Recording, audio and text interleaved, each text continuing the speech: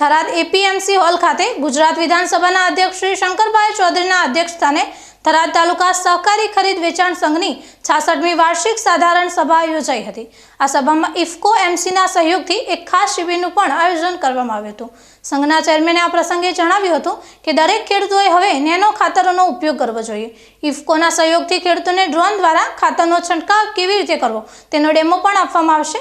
સંઘના મેનેજરે વાર્ષિક હિસાબો અને ઠરાવો રજૂ કર્યા હતા, જેને સર્વાનુમતે મંજૂર કરવામાં આવ્યા હતા।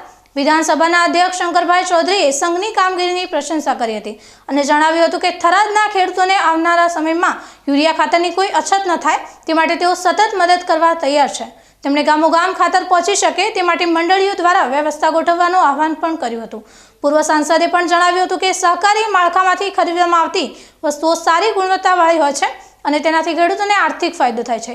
ઇફકો એમસીના પ્રતિનિધિએ ખેડૂતોને સંબોધન કરતા તેમની દવાઓની ગુણવત્તા વિશે માહિતી આપી હતી। આ કાર્યક્રમમાં બહોળી સંખ્યામાં પદાધિકારીઓ, સભાપતિઓ અને ડિરેક્ટરો ઉપસ્થિત રહ્યા હતા।